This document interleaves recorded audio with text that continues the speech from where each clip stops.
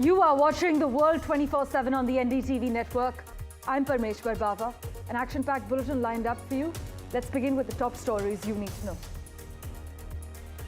Multiple people are being treated for burn injuries after a man started setting people on fire at a mall in Colorado. The FBI calls it a targeted terror attack, but police say it's too early to say that or speculate on the motive. A Ukrainian drone attack has destroyed more than 40 Russian planes deep in the country's territory. This is what Ukraine's security service has said. While Moscow pounded Ukraine with missiles and drones just hours before a new round of direct peace talks in Istanbul. Australia's Deputy Prime Minister and Minister for Defence, Richard Marles, will travel to India as part of his multi-nation tour to Asia.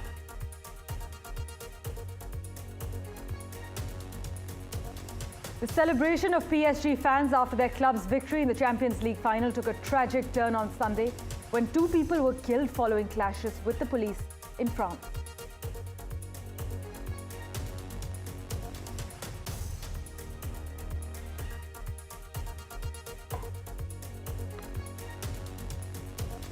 And a new drug could stop some breast cancer tumors from using hormones to grow. This is what a trial has found.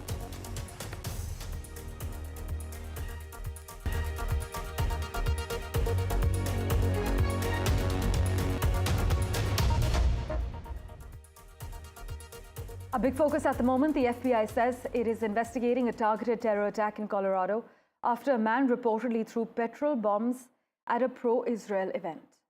The FBI boss, Kash Patel, has said that agents were on the scene and working with local law enforcement in Boulder, but witnesses have told US media that the attacker threw Molotov cocktails at people doing a walk to remember Israeli hostages in Gaza.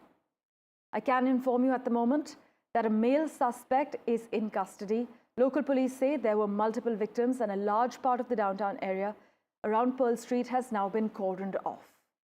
You must note that Boulder's police chief, meanwhile, has said it was too early to call this a terror attack. However, Colorado's governor did use those words. We have a reaction from the Boulder police lined up for you. Listen in.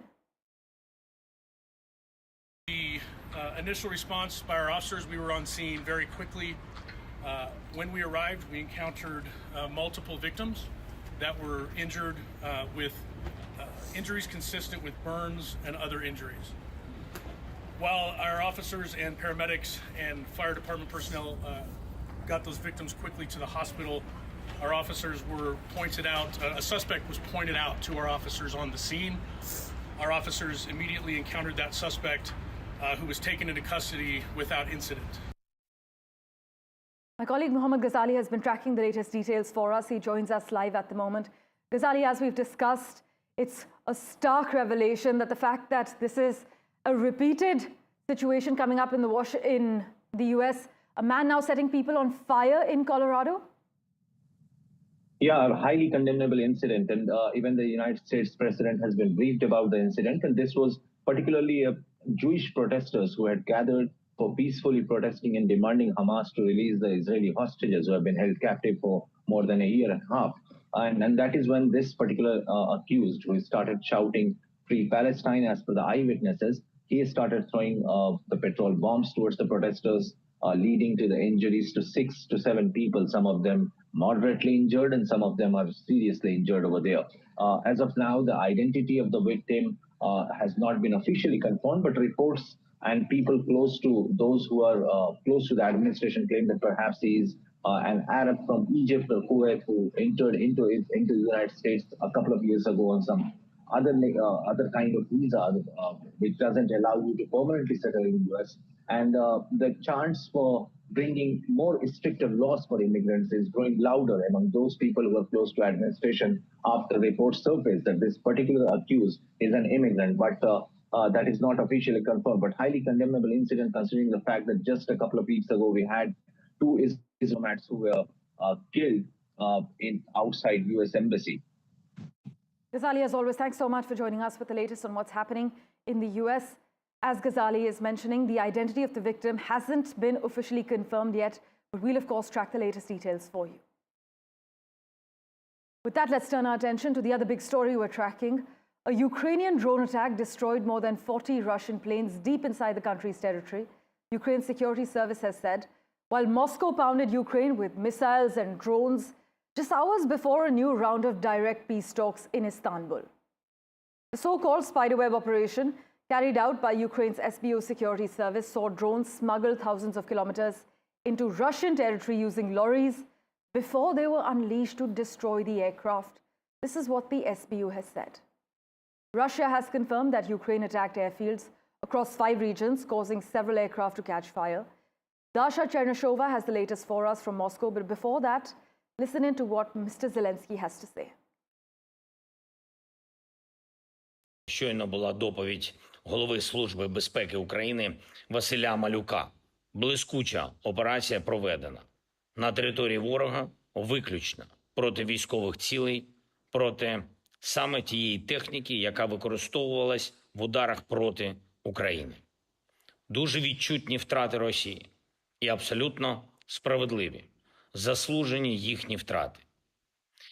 Дякую Службі безпеки, особисто генералу Малюку, також всім, хто був задіяний в операції.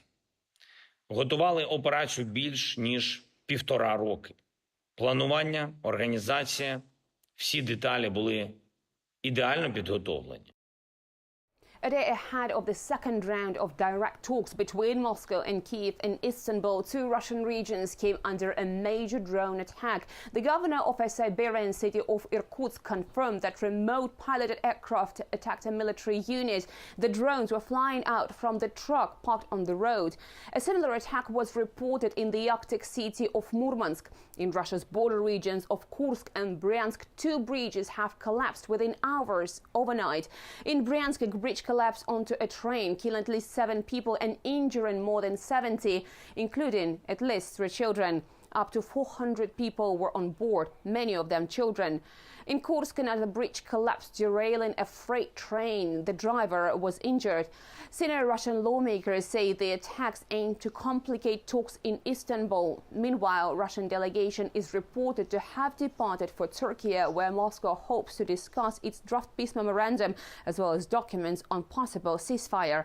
Dasha Chernyshova, NDTV, Moscow.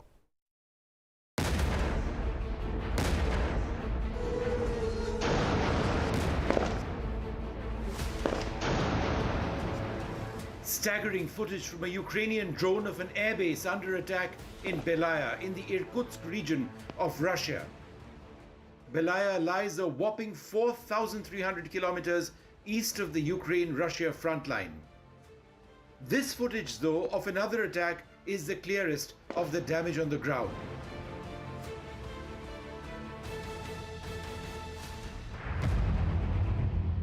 This is the flight line at the Olenia airbase. Several Tu-95 bombers are on fire.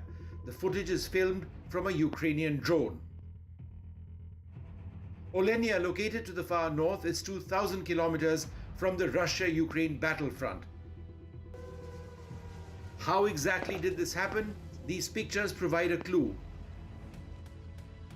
Ukraine Security Service conducted the operations called Spiderweb after more than a year of planning them. Drones were smuggled into Russia. These were hidden in mobile wooden sheds which were placed on cargo trucks. This video shows what happened at the chosen time. The roofs opened remotely, the drones flew off, targeting military airfields and aircraft. Ukraine claims that this attack, one among several on Russian air bases today, has resulted in 40 Russian aircraft being destroyed on the ground. Among them Tu-95, Tu-160 and Tu-22M bombers, the mainstay of the Russian Air Force. The attacks come just a day ahead of scheduled talks between Russia and Ukraine. No clarity at the moment on what will happen now to the peace process. Vishnu Shom for NDTV. Well, this massive Ukrainian drone strike on parked Russian jets, many say has offered a glimpse into the future of war. But Sunday's audacious operation took more than a year to plan. This is what the Financial Times is reporting, and hit more than 40 aircraft at 4 fields deep inside Russia. Dubbed Russia's Pearl Harbor by pro-Moscow military bloggers, The attack reflects the prevalence of low-end artificial intelligence-enabled drone tech, and all this is happening just hours before a new round of direct peace talks in Istanbul. For an expert's view on the matter, let's go across to Washington, D.C. Alison Federica joins us live at the moment. Alison, really appreciate your time. Thank you so much for making time for us and joining us on NDTV. Now, how might these latest moves actually reshape Moscow's air power capabilities and also the military calculus going forward? So the big thing that this latest move will do is give Kyiv a little bit more leverage in these negotiations that they're going to be entering into tomorrow, or today, I guess, in your time zone. Yes. The military calculus, the issue for Russia, I think, is going to be more of a domestic security issue of how did this happen? And that is, I think, the immediate military impact of what type of intelligence failure, what type of security failures existed such that Ukraine was capable of carrying out an attack, especially since there was an entire year worth of planning to get to this point in time. Longer term, of course, rebuilding their Air Force capabilities is going to be quite the task. It's going to be very expensive. And this is coming at a time where they've already spent a lot of money on military development and manpower, given that they have been fighting in Ukraine for such a long time. Right. Alison, the timing of the drone attacks, meanwhile. On the eve of Ukraine-Russia peace talks in Istanbul, many say it is striking, but do you see this as a pressure tactic or a potential spoiler to negotiations? I don't think it's going to be a spoiler to negotiations because both sides face heavy constraints in terms of how long can they keep on fighting. The runway for both countries is getting shorter and shorter, so it really is coming down to what kind of deal can we get. I think that Ukraine's move right now with this attack is meant to rattle Russia, to try to project a level of strength and intimidation that we haven't really seen from Ukraine to this point in time. I would also say that right before these strikes occurred in Russian territory, there were also Russian strikes in Ukraine against various Ukrainian targets as well. So I think both sides are trying to demonstrate to the other that they can militarily keep on going if talks fail, and that they're prepared to do that, and that they're trying to show that they can put more damage onto their enemy in an attempt to try to get a better space in negotiation and have some sort of leverage or upper hand on the other.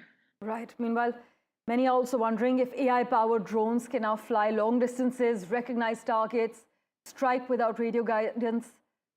What's the plan? How NATO and countries in Asia should actually recalibrate their defense postures? That's something we'll be keeping a close eye on. But Alison, thank you so much for making time for us and joining us on NDTV. So one of the big things that we have to remember is the technology is rapidly changing. And in terms of what defense capabilities are needed to combat drones, it's going to be very different than what is needed for, say, a fighter jet or something like that. In the case of the Russian attack, these drones were actually in Russian territory, so the distance was not quite as long.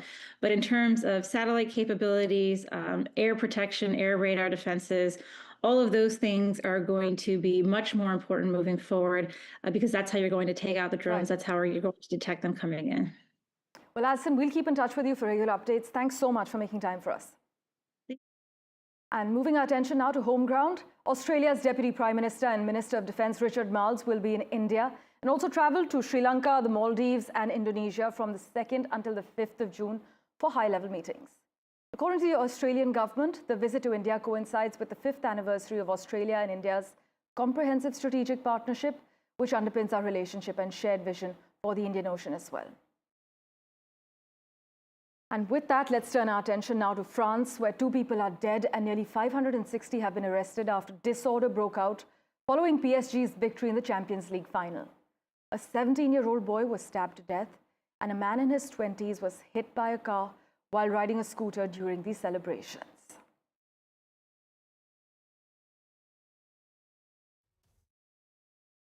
And meanwhile, world champion D. Gukesh secured a statement victory in the 6th round of Norway Chess 2025, defeating former world champion Magnus Carlsen in classical time control for the first time in his career. The Indian teenager, playing with the white pieces, held firm under pressure and capitalized on a rare blunder by the 34-year-old Norwegian Grandmaster in the endgame, converting it into what you can imagine was a memorable win. Oh my God. Switching tracks, Indigo has actually announced that it will be placing a firm order for another 30 wide-body Airbus A350-900 aircraft, taking its total order size to 60 of these long-range jets to fuel its international ambitions. So basically, in April last year, Indigo had actually announced a firm order for 30 A350-900 aircraft, along with purchase options for another 70 planes of the A350 family. But on Sunday, the airline and the European aerospace major Airbus, they've inked an agreement to convert 30 of those options into firm orders. Slipping into a quick commercial break, news and updates continue on the other side in a moment. Do stay tuned.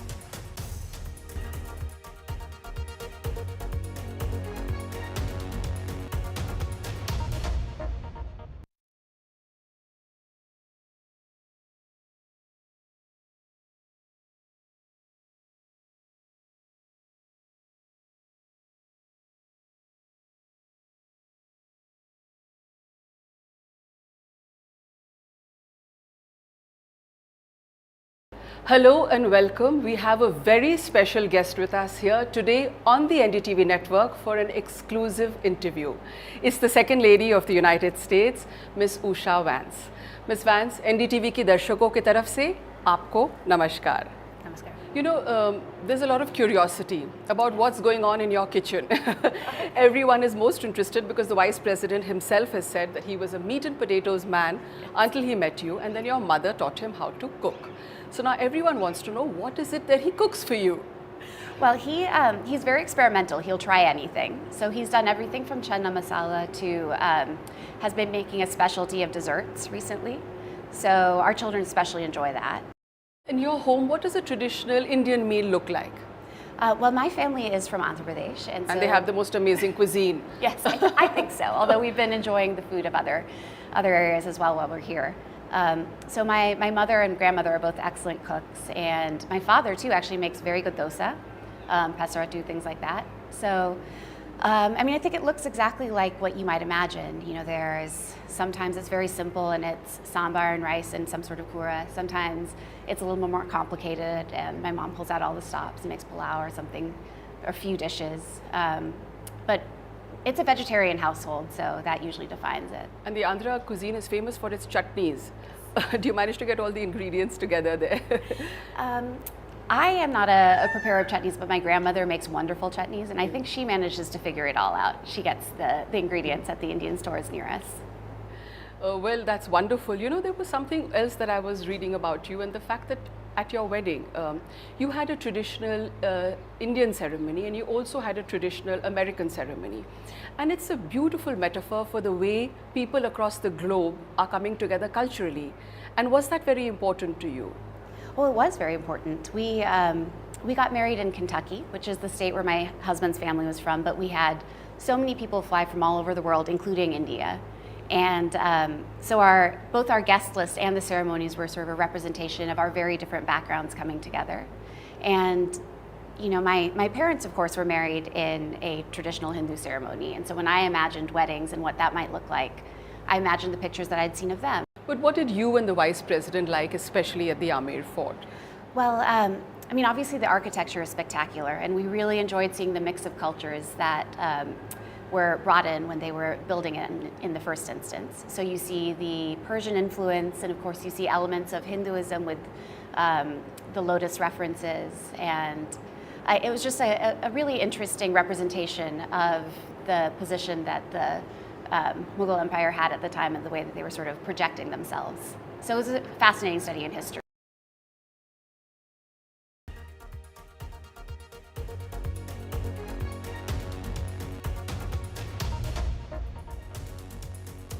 Back, let's take you to Canada now, where more than 25,000 residents in 3 provinces have been evacuated as dozens of wildfires remain active and affect the air quality in parts of Canada and also the US.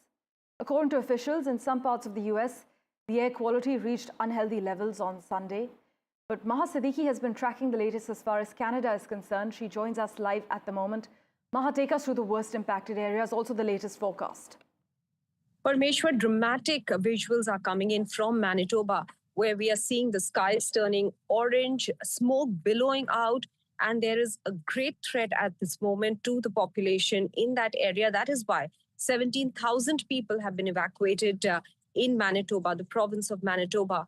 What is a big concern and worry at the moment is that the wildfires that are raging in one particular area in Manitoba are very close to the capital of the province, which is Winnipeg.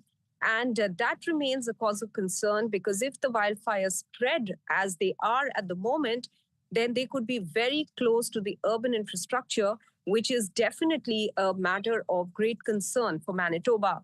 The plumes of smoke that we have been seeing billowing out and the pictures that are coming in, which are extremely dramatic and worrying, the pollution there is drifting now across the border to the US, also to the states that are just down south of Manitoba. In North Dakota, we have seen the pollution levels go up as well. Of course, the other neighboring states or neighboring provinces in Canada are also witnessing similar situation of pollution because of the wildfires. But at the moment, the concern is about the population, that they should be moved to places that are safe. And that is why we have seen this large-scale evacuation of 17,000 people. Maha, as always, thank you so much for joining us with the lowdown. Do stay safe. We will revert to you for regular updates. With that, let's turn our attention now to the neighborhood, to Bangladesh, where prosecutors with the International Crimes Tribunal have formally charged former Prime Minister Sheikh Hasina with crimes against humanity, alleging her role in ordering mass killings during a nationwide uprising in July. This is what local media is saying. The charges submitted by Chief Prosecutor Muhammad Tajul Islam and his team accuse Hasina of being the chief instigator behind the violent crackdown that unfolded during the July and August unrest. You must note that Sheikh Hasina's trial will continue today as well. Meanwhile, in staying with updates from Bangladesh, you must also note that the country has restored the registration of the largest Islamist party, allowing it to take part in elections more than a decade after it was removed under the now overthrown government. The Supreme Court overturned a cancellation of Jamaat-e-Islami's registration, allowing it to be formally listed as a political party with the Election Commission. For all that's happening in Bangladesh, let's go across to my colleague Saurabh Gupta, who's been tracking all the finer developments. Saurabh, as far as the latest decision on Sheikh Hasina is concerned, we're given to understand that the trial continues today as well. And meanwhile, the decision on the country's largest Muslim party has now paved the way for them to participate in the next general election.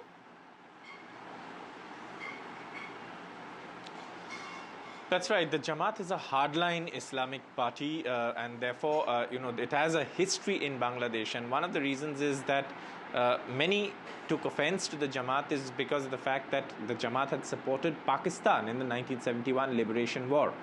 However, it was banned later by the Sheikh Hasina government. That ban had been overturned after Muhammad Yunus took charge. Now, the implications of the Jamaat perhaps contesting elections, and if it has a considerable say in the political sort of dispensation in Bangladesh, then there are implications for the neighborhood, and by neighborhood I also mean India. Now, the Jamaat in the past has taken an anti-India stance. It has also in the past collaborated with China, demanding an independent Rohingya state in the Rakhine state of Myanmar, and that has geopolitical implications for India, including several high-profile strategic initiatives that India has undertaken in the region. So obviously these are worries. Now, this is not the first time that Jamaat will be in politics. Earlier it has been in politics. It has in fact been an ally of the BNP, the Bangladesh Nationalist Party. And at that time too, relations between India and Bangladesh were not really great. The Jamaat, of course, has historically been opposed to India. It's been a pro-Pakistan organization. In fact, the critics of Muhammad Yunus have accused him of using the support of the Jamaat, who have used the students as a front to cling on to power. The Bangladesh Nationalist Party has demanded elections by December. Yunus, of course, has given a vague timeline. But in all of this, the Jamaat getting its registration back paves the way for this organization to register itself with the Election Commission and possibly contest elections when these elections take place in Bangladesh. Saurabh, as always, thank you so much for joining us with the lowdown. Moving on, a new drug could stop some breast cancer tumors from using hormones to grow. This is what a trial has found. In fact, results from the Serena-6 trial carried out with the Institute of Cancer Research in London suggest that using camizestrant could actually help patients stay well longer and delay the need for chemotherapy. According to Cancer Research UK, the drug works by blocking estrogen from getting into the breast cancer cell, which researchers hope can then stop or slow the growth of cancer. Breast cancer patients given the drug in this trial reduced their chances of the disease progressing by 52% compared to standard therapies. And in other news, China's government has accused the US's Pete Hegseth of trying to sow division in the Asia-Pacific region over a speech at a Singapore Defense Conference where he warned that China was a potentially imminent threat. On Saturday, Mr. Hegseth said that China was credibly preparing to potentially use military force to alter the balance of power in the Indo-Pacific and was rehearsing for the real deal of invading Taiwan. China is now furious. Meanwhile, one of India's best-known wildlife conservationists, Valmik Thapar, has died at his home in Delhi at the age of 73. Dubbed India's Tiger Man, Mr. Thapar dedicated 5 decades of his life to reviving the big cat's dwindling population. In fact, many close to him will tell you that life had questions but no answers. Then the jungle found him. Condolences have poured in from all quarters for the Tiger Man, a name he rightfully earned.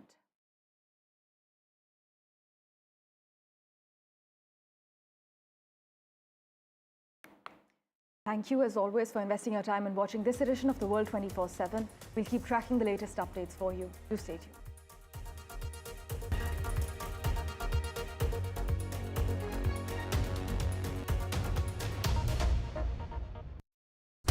When facts are fragmented, we put the pieces together.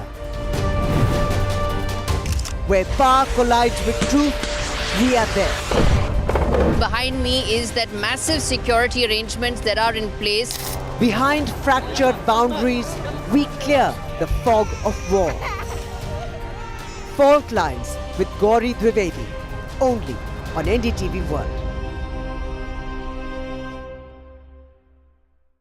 In today's interconnected world, India's voice is more crucial than ever. When India speaks, the world listens. At NDTV World, we are that voice, bringing you intelligent and insightful news from India and beyond.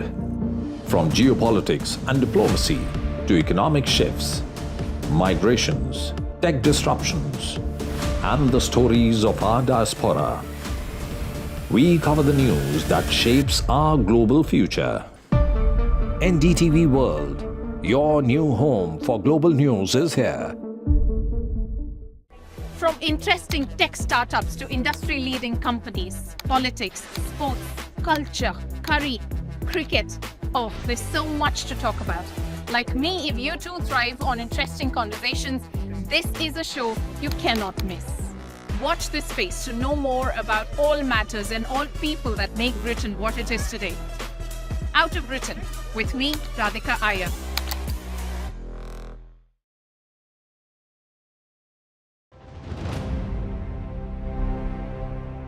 Bomin Irani, your acting career begins at a very young age of 41.